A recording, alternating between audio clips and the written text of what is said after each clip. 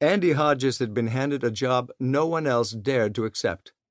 A direct order from Major General Harry J. Maloney, commander of the 94th Infantry Division, headquartered in Chateaubriand, France. "It's a suicide mission," Maloney's chief of staff, Colonel Earl Berquist, had told him. But Andy had his orders, even if he'd most likely become the target of a German bullet. However dangerous the assignment, deep down Hodges welcomed the opportunity to serve his country.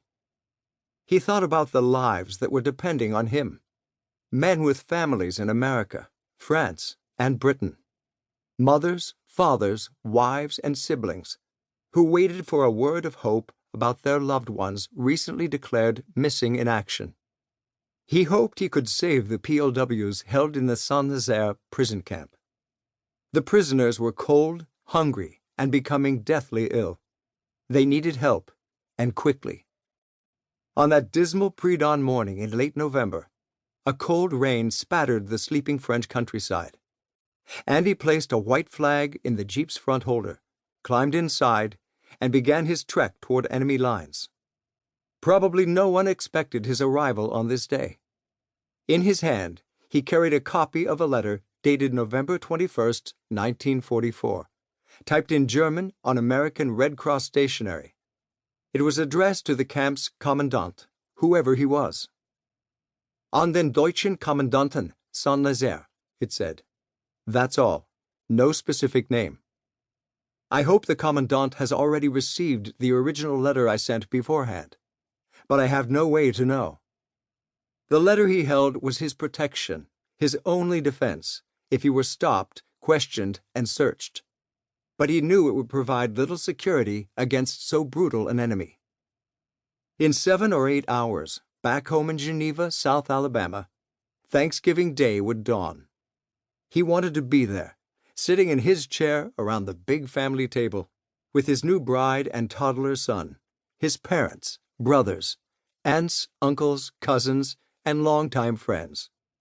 He could almost smell and taste the traditional oven-baked turkey and cornbread dressing, marshmallow-crowned sweet potato casserole, last summer's homegrown canned tomatoes, and pumpkin pies his family would feast on that day.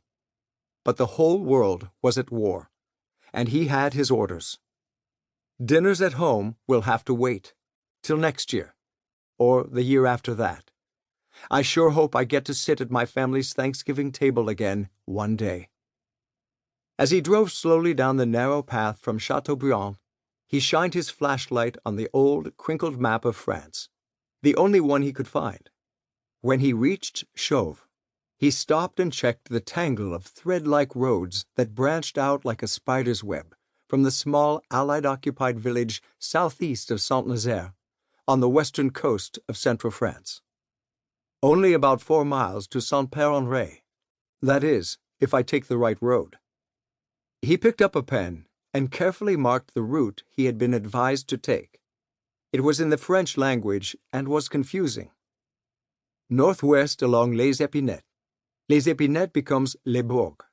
Stay left along the Rue de Nantes.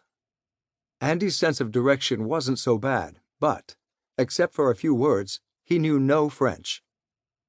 Maybe if I'd played less football and studied more languages in college, I'd be better equipped for this mission. At least I could read this map.